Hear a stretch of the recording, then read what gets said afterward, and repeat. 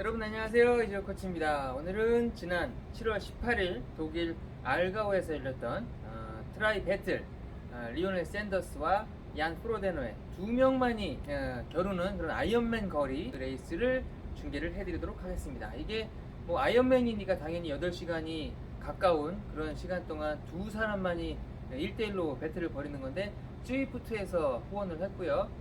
두 사람이 타고 있는 자전거가 공교롭게도 둘다 캐년이죠. 캐년사에서도 후원을 한 대회가 되겠습니다. 자, 이 두 사람만을 위한 아이언맨 대회, 얼핏 보면 굉장히 지루하고 볼 것도 없을 거라고 생각을 했겠지만 저는 그 당시 그 라이브로 다 봤거든요.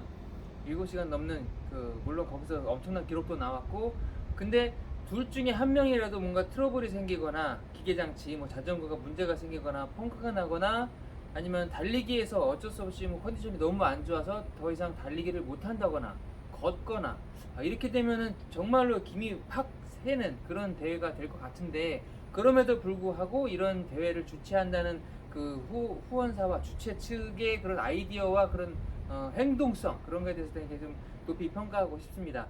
궁금하신 분들을 위해서 중간중간 제 해설을 곁들여서 레이스를 한번 즐겨보시면 좋겠다고 생각을 해서 영상을 만들게 됐고요. 구독, 좋아요 꼭 눌러주시기 바랍니다.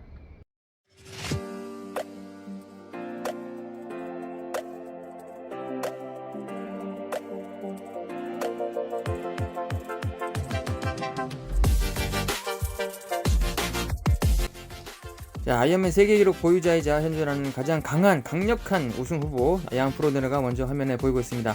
자, 193에 75kg, 81년생으로 올해 이제 40살이 됐네요. 최고 기록은 7시간 35분 39초. 이게 독일 로트에서 작성한 기록인데 현재까지 가장 최고 기록으로 남아 있고요. 리오넬 샌더스 캐나다입니다. 88년생. 자, 최고 기록은 7시간 44분 29초. 자, 이게 예전에 그 하와이에서 유명했던 마칼렌과 데이브 스캇의 아이언 워에 비교할 바는 아니지만, 왜냐하면 이제 그 두 선수는 수영부터 마라톤까지 계속 같이 달렸는데, 오늘 경기는 이제 다들 아시다시피 수영에서 약간 그 리오넬 샌더스가 약간 밀려요. 재작년까지만 해도 뭐 10분에서 9분 8분씩이 늦었는데 지금은 좀 많이 향상이 돼서 5분 정도 차이가 날 것으로 예상을 하고 있다고 합니다. 5분이면 얀 프로데너가 보통 아이언맨 제대로 경기를 하면은 47, 8분, 웨슈트를 입고 오늘 수영을 하게 되니까 한 46분 정도에 3.8km를 마칠 걸로 예상이 되는데, 그러면 이제 샌더스는 한 51분에 물에서 나온다는 얘기가 되겠죠. 두 명만 이제 단독으로 경기를 하기 때문에 5분이라는 시간이 굉장히 길기도 하겠지만, 더군다나 사이클에서 얀 프로데너가 절대 약하지 않기 때문에 리오넬 샌더스가 따라가기 굉장히 버겁지 않을까 생각이 됩니다. 이왕이면은 두 선수가 계속 나란히 엎치락뒤치락 하면서 경기를 한다고 하면 정말로 이제 말 같지도 않게 뭐 7시간을 깨는, 아니면 7시간에 가까운 그런 기록을 만들 수도 있지 않을까 그런 생각을 합니다만, 그건 좀 이제 다음으로 미루고요. 일단 수영이 먼저 출발을 했습니다. 잔잔한 알고이의 호수에서 수영을 시작을 했고요. 이렇게 두 사람만 수영을 한다고 해서 여러 사람이 같이 참가를 하는 그 일반적인 프로 대회와는 어떤 느낌이 다를까, 어떻게 느낌이 다를까 한번 생각을 해볼 수가 있겠는데요. 저도 혼자서 연습 경기를 많이 해봤지만 시합 때와 연습 때와 비교를 하면 그다지 혼자 이렇게 달릴 때의 느낌은 큰 차이가 없습니다. 단지 뭐 교통 통제나 자원봉사자들, 관중들이 있고 없고 그 차이가 조금 다른 것 뿐이지, 경기를 하는 선수 입장에서는 혼자 하나 여럿이 같이 하나, 연습 경기를 하나 대회를 하나 본인의 마음가짐에 달린 거지 큰 차이는 없을 거라고 생각을 합니다. 따라서 오늘 이 경기에서도 아주 좋은 기록, 본인의 최고 기록에 육박하는 그런 기록을 내지 말란 법이 없겠죠. 자, 45분 42초에 얀 프로데너가 먼저 3.8km를 수영에서 마쳤고, 이게 세대를 거듭할수록 옛날에는 그냥 수영 3.8km 하고 나오면은 옆에서 부축하기도 하고 지치기도 하고 전환 시간이 굉장히 좀 길었거든요. 5분 정도 걸렸는데 요즘에는 훈련을 거듭하고 여러 가지 과학적 데이터나 관리를 잘 받다 보니까 거의 뭐 올림픽 코스나 스프린트나 아이언맨이나 이 전환 과정에서 별 차이가 없습니다. 굉장히 빠르고, 사람이 그러니까 인간이라는 게 훈련을 거듭하면 어느 정도까지 계속 개발이 되는지 그걸 여실히 보여주는 분야가 이 아이언맨이라고 저는 생각을 해요. 자, 이렇게 공개된 박금토에서 뭐 천막 안에 들어가서 다 갈아입고 나오는 게 아니라 이렇게 모든 매스컴에 공개된 관중들도 보고 있는 이런 자리에서 전환을 하고 있습니다. 얀 프로덴은 헬멧을 저렇죠. 이런 둘이서만 경기를 하고 이미 자기가 리오넬 샌더스보다 강하다는 걸 알고 있음에도 불구하고 저렇게 서두르게 된다는 거, 그게 사람이라는 거죠. 얀 포르네로도 역시 사람이었습니다. 이렇게 서두르고 신발도 굉장히 긴장을 하고 막 서두르고 있다는 느낌이 막 오죠. 조금이라도 이제 이건 왜 그러냐면 수영에서 리오넬 샌더스가 얼마나 빨라졌는지를 얀 프로데노는 이때까지 모르는 거예요. 그러니까 자기가 몇 분을 지금 앞서가는지도 모르고, 그다음에 샌더스가 훈련을 워낙 험하고 강하게 하기 때문에 사이클에서 또 저 선수 성격상 그 경기 당일 또 이렇게 흥분 지수가 높아지면 자기도 모르게 막 헐크가 돼가지고 무시무시한 힘을 발휘하거든요. 그러니까 그걸 염두에 둬서 그런지 조금이라도 빨리 안정권에 들어가고 싶은, 자기 몸이 빨리 풀리기를 바라는 그런 느낌, 그런 생각에서 저렇게 서두르는 행동이 나오지 않았나 생각이 됩니다. 자, 곧이어서 5분 정도 있다가 샌더스가 바로 추격에 나서고요. 공교롭게 두 선수가 타는 바이크가 캐년에서 나온 SLX 바이크가 되겠습니다. 두 선수 모두 캐년에서 후원을 받고 있는 만큼 이 대회도 캐년에서 후원하고 있는 전세계 유명한 선수들 중에 1대1로 게임을 붙여서 그나마 좀 흥행이 될 만한, 재미가 있을 만한 선수들을 추린 게 아닌가, 저는 그 생각을 하고요. 더군다나 이제 예전에는 샌더스와 얀 프로덴의 격차가 더 컸지만 요즘 들어서 샌더스가 훈련을 어마무지하게 하고 대회에서도 계속 우승을 하고 기록을 단축해 나가고 있기 때문에 그런 면에서 조금 이제 그 흥행이 될 거라고 생각을 해서 이렇게 대회를 프로모션 하지 않았나 이렇게 생각이 됩니다. 더군다나 이 두 선수만을 경기하겠다는데 이 알고이 같은 독일의 이 알고이라는 동네도 이 독일에서 휴가철에 가장 가고 싶은 도시 10개 중에 하나인 아주 아름다운 도시라고 합니다.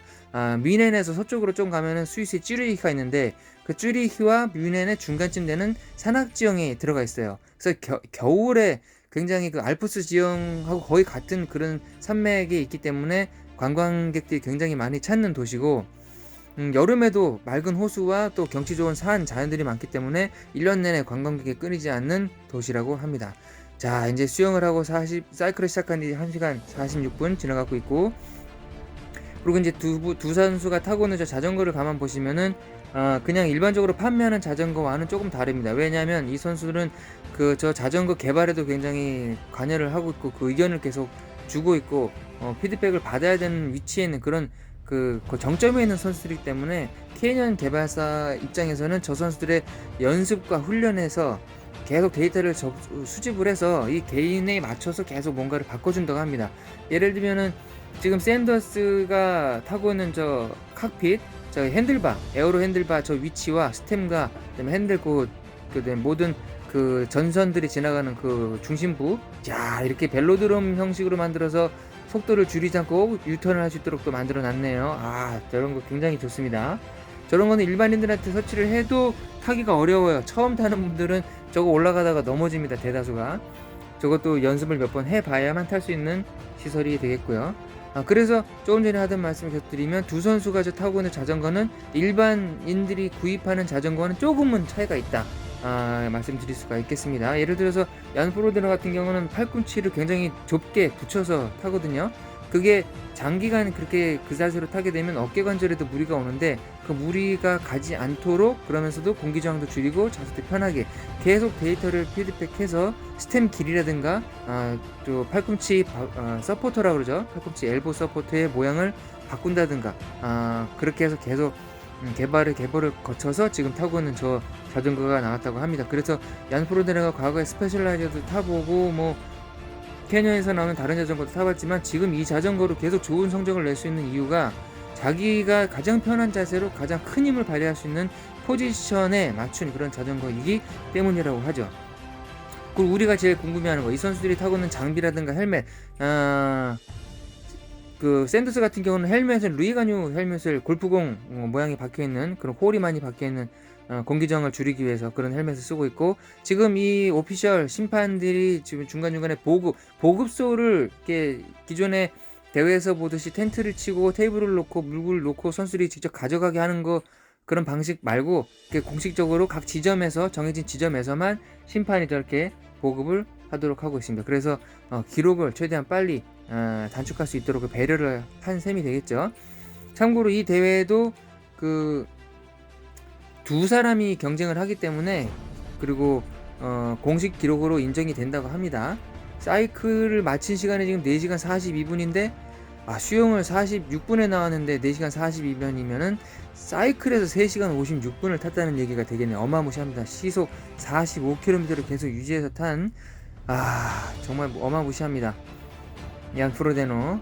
그리고 지금 방금 내려놓은 얀 프로데노 헬멧, 저 헬멧에 대해서 해외 포럼이라든가 뭐 커뮤니티에서 굉장히 궁금해하고 있는데, 오클리사에서 나오는 에어로 7, 원래 에어로 7은 뒤 그 꼬리가 없거든요. 헬멧이 굉장히 동그랗게 생겨서 공기저항을 줄인 헬멧이긴 하지만 무게도 줄이고, 얀 프로데노는 개인적으로 과거에 썼던 캐년 헬멧도 그렇고 꼬리가 있는 헬멧을 선호한다고 합니다. 그게 저도 그런 헬멧을 선호하는 이유가 있는데, 고개를 들었을 때 저 꼬리 부분에 약간의 무게가 더 더해진 그 느낌이 나를 내 고개를 살짝 들고 있게 유지하는데 약간 추 같은 역할을 하거든요. 무게 추.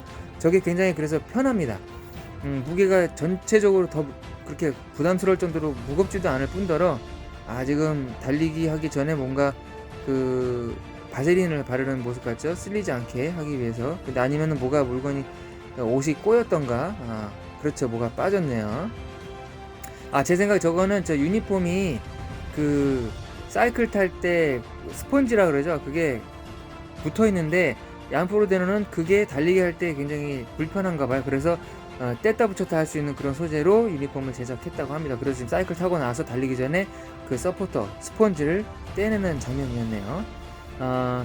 헬멧 얘기를 계속 이어가다 보면 오클레에서 만든 에어로 7이라는 헬멧, 그게 있는데 지금 리플레이를 왜 다시 보여주는 걸까요? 그 헬멧에 그거보다는 자기가 선호하는 이런 꼬리가 있는 긴 물방울 형태의 헬멧을 선호하는 입장에서 오클리사에서 특별히 제작해준 게 아닌가 그렇게 생각을 합니다. 지금 한 8분 정도 지나서 10분이네, 정확히 10분이 지나서 8분 정도 지나서 지금 들어왔고요.